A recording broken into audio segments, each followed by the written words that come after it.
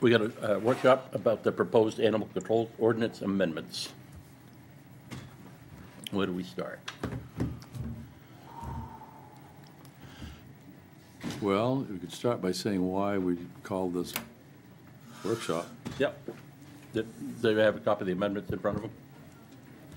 I do. Do you guys have copies of the proposed changes to the, I have. Hey, you all need copies? I have. the proposed changes to the ordinance? I have one. Yeah, I got them here somewhere. Well, they're in your book. A good place for them. Did you want, I'm happy to rerun last. Number 6. Last time, that would help. I got them right here.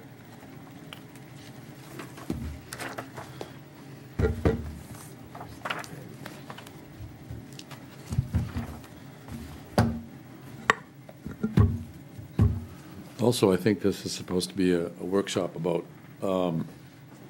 other issues of dogs. Oh, yeah, I think it's going to be far flung. Yep.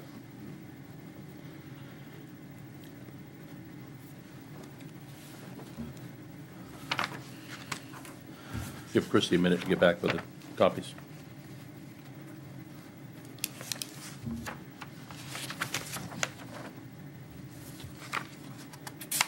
So it's interesting. I have 3 reports.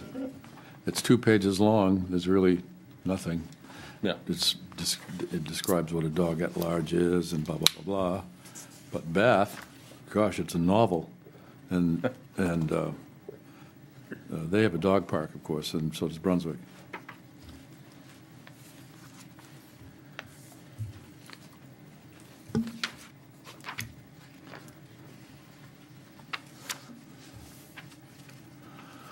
Welcome back. Anybody know a little song and dance they can do while we're waiting?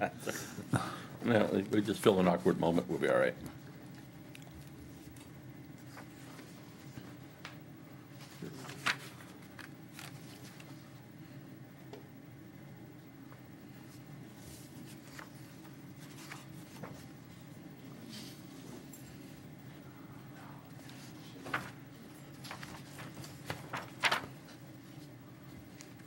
Kind of funny because Freeport's ordinance is dogs, animals, and fowl. Yeah. And, I mean, it's They covered nothing. everything. It's really nothing.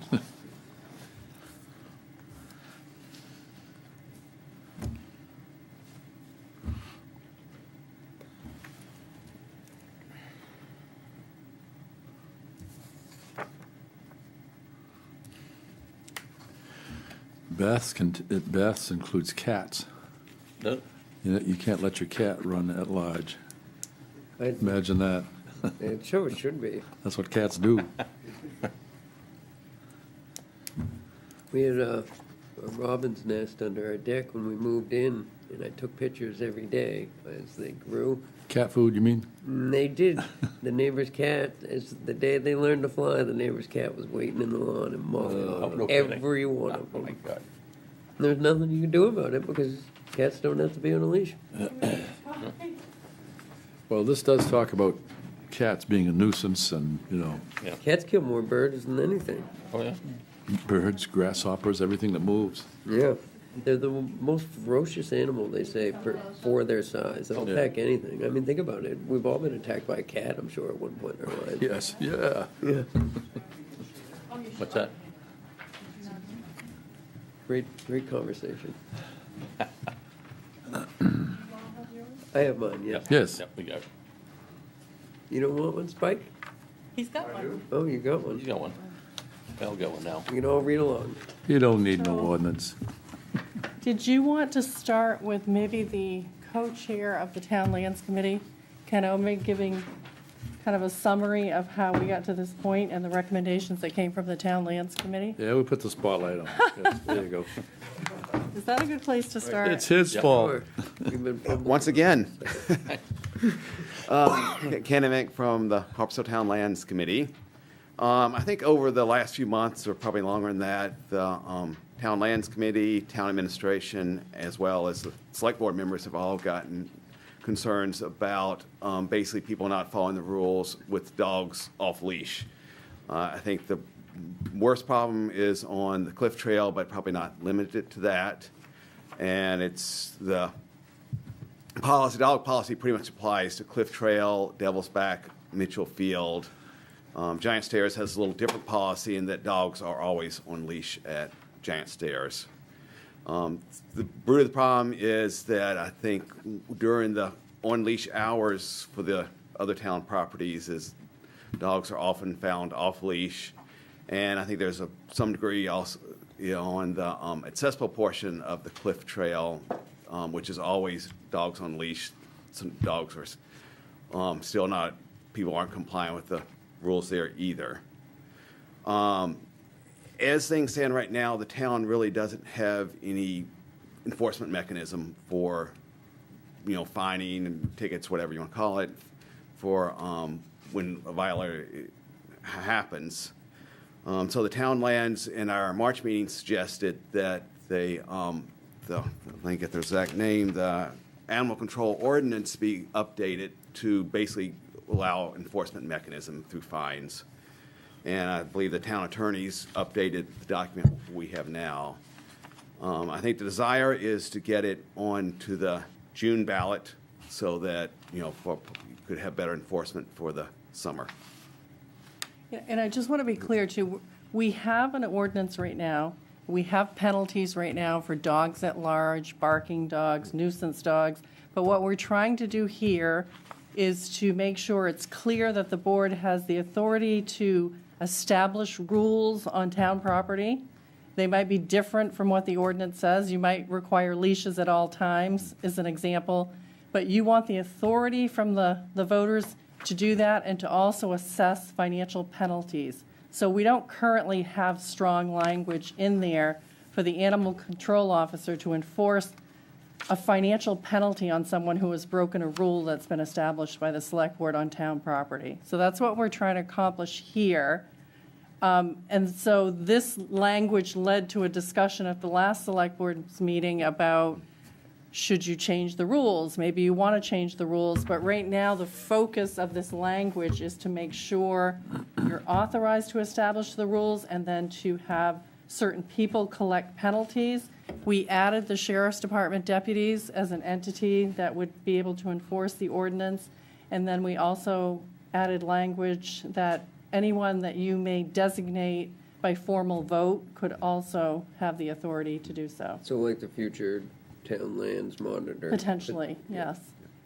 And I guess I think emphasizes this is not a change in policy at all. That would be a separate select board process, but this is just given enforcement ability.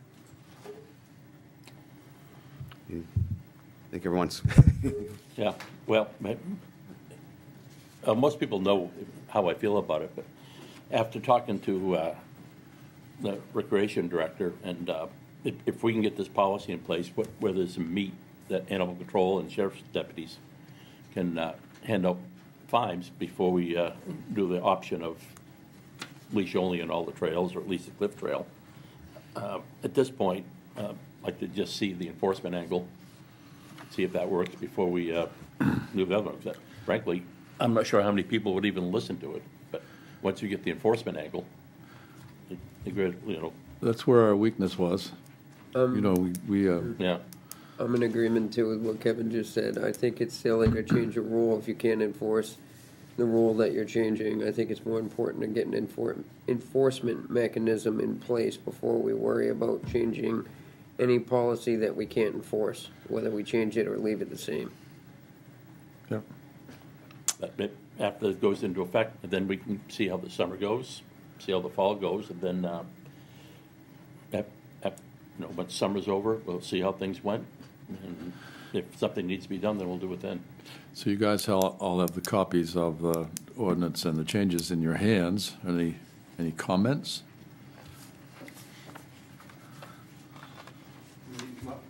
Yeah, please. Spike Highwell, Harpswell Neck. We have, in the ordinance, it talks about enforcement per MRSA, blah, blah, blah. Yet, the problem is we haven't defined for the town what that actually is. I don't know what MRSA actually states. Do you? Well, that would be a specific statute. Right. And I don't know, I don't have it in front of me right now, but I think that statute says that a town has home rule authority to establish. That's all it does. It's kind of, regulations around this issue. I mean, there's a statewide leash law. But it's up to the When town. you say statewide leash law, I don't know what you mean by that, because each town can establish, But I think that the state of Maine is, it's not a, oh, maybe at its parks. It's not really leash law, it's dogs at large. okay, well, Which all is- right, which is related to leash. Yeah. But we have a It's dog pro- at large provision right now. Our Yes. animal control officer But can my establish question is, fines. we don't have any specifics other than referencing the MRSA. And so what you need to do is actually come up with some number for enforcement. That's what I hear you Oh, saying. you're is talking it- about cost, what the penalty? Yeah, I mean, what are you trying to do? I mean, if you want enforcement, then you're going to have to say it's going to cost you $100 if your Put a number dog's to it. off leash. So the And you sta- have to determine what that is, right? The statute, the main statute does say there's certain levels at which your fine is capped, and maybe the animal control officer knows what those levels are. But I think in terms of the rules on town property and the penalties that the select board imposes, they can establish that by a fee schedule that they adopt. Okay, well, that's my Yes, question, yes. is that you have something to work with Yeah, no, through the MRSA, Yeah. the state. It actually Yeah. spells it out in that Yeah. state. Yeah, that statute says what we can impose for fines. yeah. No less than 50, no more than 250. Okay. I just looked it up. I don't know if Jim, okay, Ned would like to speak. I had one question that just occurred to me when I was reading the new ordinance. Well, what you said, Christie, about making it clear that the selectmen have the authority to establish rules just by a vote without going to town meeting. Does that mean that, have you got an opinion from the attorney as to whether the currently adopted rules would be enforceable? Or would they need to be readopted? I don't think they'd have to be readopted Maybe necessarily, covered, but I think this just clears any question up. Yeah. I do remember there was a specific warrant article passed by the Harpswell voters that said the board had the authority to establish rules at Mitchell Field, but that doesn't mean they have the authority to establish financial penalties. right. So right now, if somebody breaks the dog rule at Mitchell Field, they can be asked to leave the property, and if they do it again, it could be, I'm sorry, you can't use this property if you're not going to follow the rules. But the animal control officer currently cannot impose a financial penalty. But, so what I see in here is just clarifying Yes. what's already the. And actually, What we understand to be already the. and power. some of the rules are actually stricter than our ordinance, because some of the rules impose that a dog be on a leash at certain times. And if you read the current ordinance, we have this exception about dogs need to be on leashes except if they're under voice control. So this really clears up that there could be a rule on town property that is more strict than this general A rule adopted by the select. Yes, no, By correct. policy. Correct, Or- yeah. correct. We can't really set a policy for other than town property. Right. Yeah. Yeah. And she comes with her dog.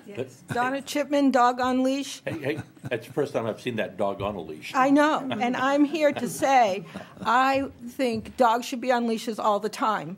I know my husband doesn't agree, but I think they behave better.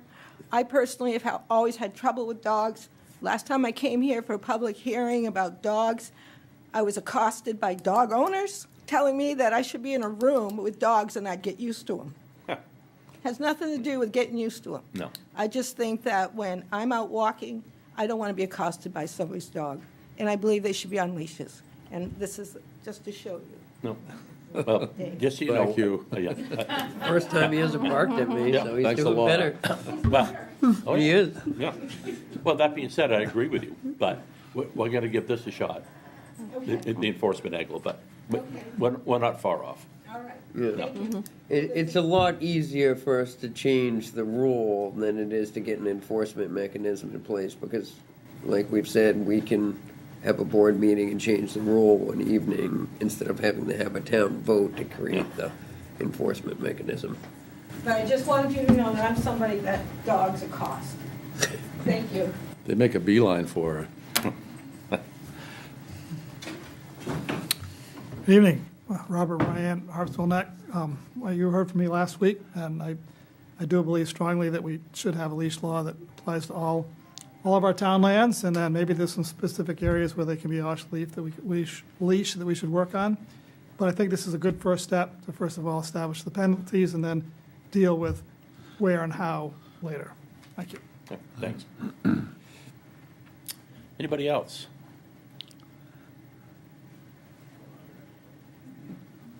I thought that might come up. Well, we're here about the ordinance, we're really not Right. here about dog rules, but No. I will say that I think it's a good first step, and once we have the enforcement, and if we do get a monitor, and we explore actually having someone out there saying, look, your dog's supposed to be on a leash, it may solve the problem. If it doesn't solve the problem, then we have to go the next step. So I agree with Kevin that you try and make it work through the summer and the fall and then see what happens. Yep, thanks. Some of the next steps may be including in the ordinance dogs on leash all the time, but then we would provide a dog park or someplace for, I know dogs love to run. That's their nature, right? That's what they do. And they like to run and sniff and pee and all the stuff that dogs do. And it's just more comfortable for them to do that. So we would be providing, if we did that, I think we should provide an opportunity for dogs to, if they're going to be on leash all the time, other than Brunswick's on leash all the time except for their dog park. Yeah. Same with Bath. They at least provide an opportunity for the dogs to run. Yeah. Anything, Katie? After Ned? Just one other question. How do you anticipate evaluating the effectiveness of this enforcement mechanism? Coming up with a number? Just whether it's good enough or not, or whether Well, whether the rules need to be changed. Well, I think one way is to see how many fines we write. If it seems to be exorbitant, then it's clearly a problem. And to see how the complaints go. If all of a sudden you are out on the trail and you find that there's 100% compliance, then it seems to be working, and we probably wouldn't hear from you. But that's really the only way we would have to evaluate it, is by looking at how many fines we're writing and hoping to hear from people that it's either is working or isn't working. Okay. I guess one other comment I'll make is I think the enforcement is a great step. Personally, I think without somebody spending a lot of time on the trail, the changing the rule to something that's consistent and easily understandable is going to be more effective than enforcement, especially someplace like here on the Cliff Trail. I think enforcement at Mitchell Field is practical. I just don't see that it's going to have. My sense is it's not going to have a huge effect out here. Well, I see it at Cliff Trail. People come down off the trail, the dog's running around the parking lot. Right. When it's supposed. So the My- sheriffs, my- when they're doing their paperwork and sit My- there and write tickets. My sense is, and I don't spend a lot of time on this section of the trail. As you know me, I live on the other side of the creek. I often enter the trail from the other side, so I don't spend a lot of time here. My sense is that it is better here since the rules have been changed on the accessible portion. It really hasn't changed much on the rest of the trail. I have similar concerns that when people are up there out of sight, they tend to, nobody's watching kind of thing. Hi, Denise Perry, Harpswell Neck side. I often get dogs that bark at me, that jump on me, and I've called a few times. Many, many times I have not called the animal control officer. And when I have called, they always tell me it's my responsibility to get the person to stay there or to get their name, or to take pictures of them, or to carry pepper spray to scare the dog off. I don't want to do that. And I don't have time to do that. But when I've been attacked by a dog, and I have been attacked before, I am not going to stay around and ask that person, what's your name? I'm not going to stand around and say, can you hold on? I got to call 911. I got to call in, because they're not going to stay. Don't go anywhere. They're going to bolt as fast as they can. So I'm not sure how the enforcement will work, especially on a trail when no one else is there to witness it. You're out there and you're by yourself, so it's you and that other person. So I'm not sure how that enforcement piece would play out on a trail. So I would like to see all dogs on leash at all public lands at all times, and not wait through the summer and the fall, because the summer is when I get attacked the most. So that's my point of view. Thank you. Thanks, Denise. Anybody else?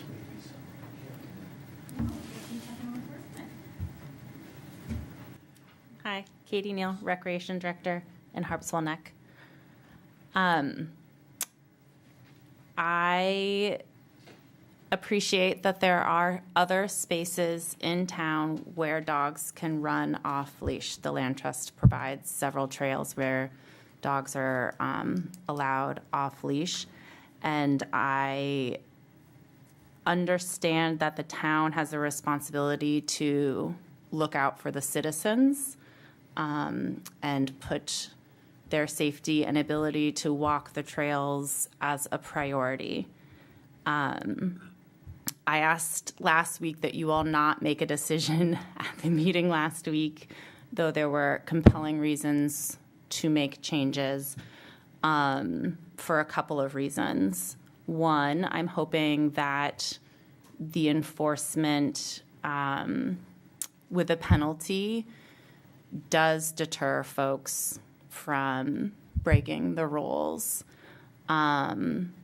Also, I feel like even with a stricter rule, the people who are going to break the rules are still going to break the rules. So I don't think they're breaking the rules because the rules aren't strict enough.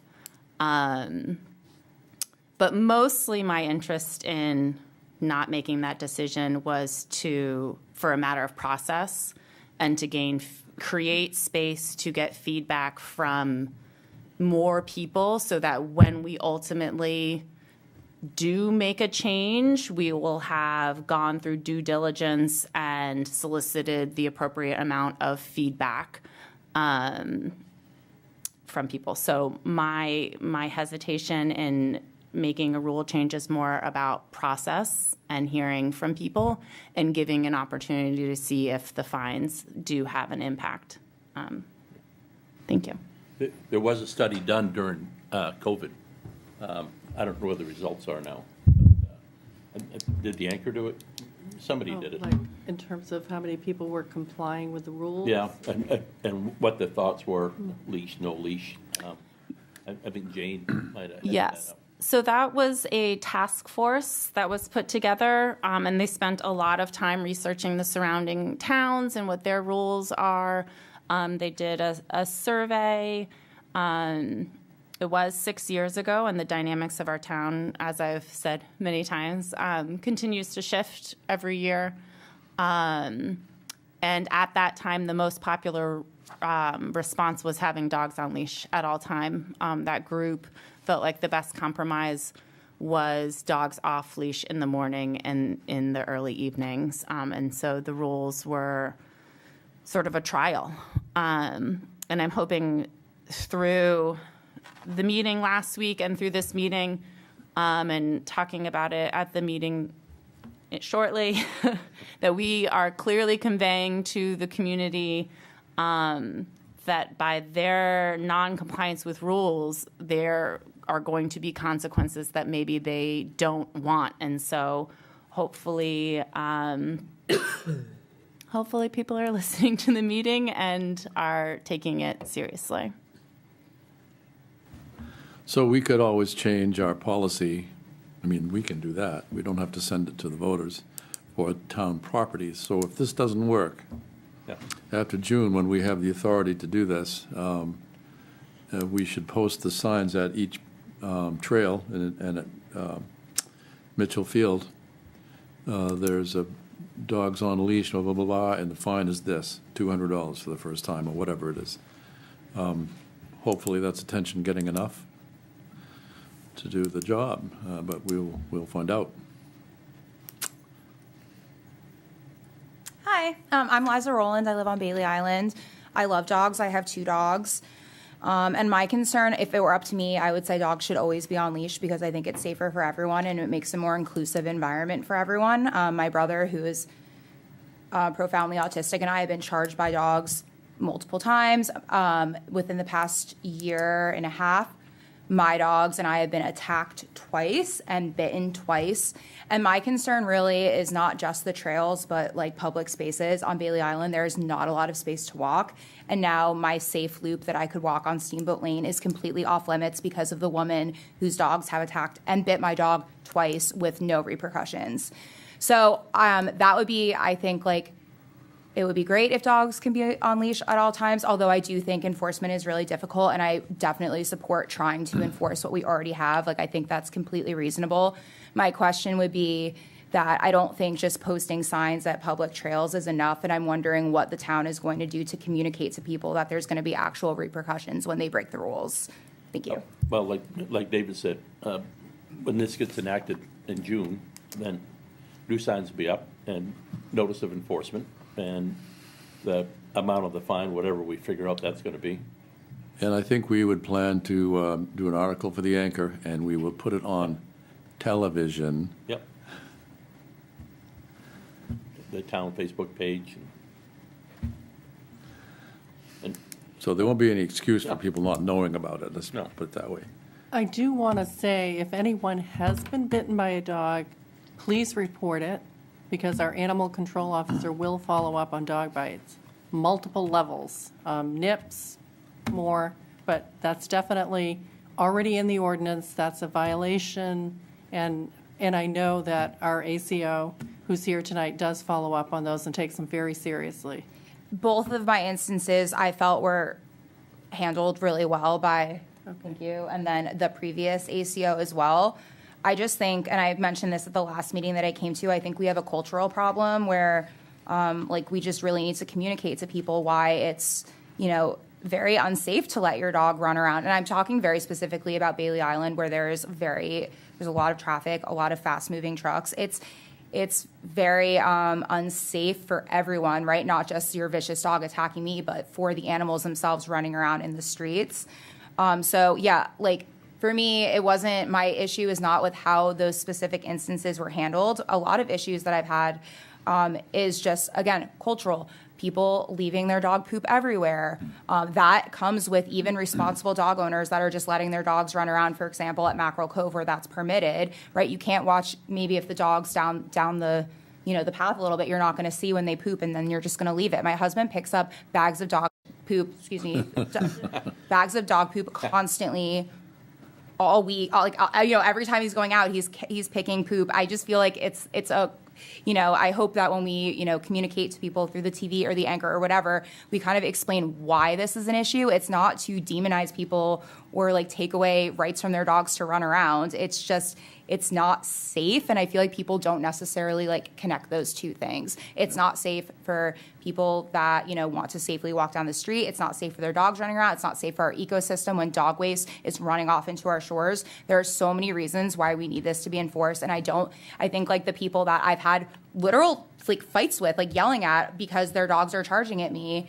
or like really negative attitudes that I've encountered, they just have no idea why what they're doing is wrong. And I hope that like we can maybe band together and try to, again, communicate to people why this needs to be enforced. Thanks. All right. Anybody else? Anything that? No. Hey, you weren't the first one to swear in here. Made it a year. I know. No, I did. I slipped up. Oh, did you? Yep. Anyway, I guess at this point, nobody's got anything else. Show up in June and vote in the ordinance. There'll be more to come, more to come. Yep. And then after that, we'll discuss what the fee arrangement will be. Matt's got the numbers at the state. Yeah, between proposes. 50 and 250. Yeah. Start at 250, work our way down? Yeah, yeah.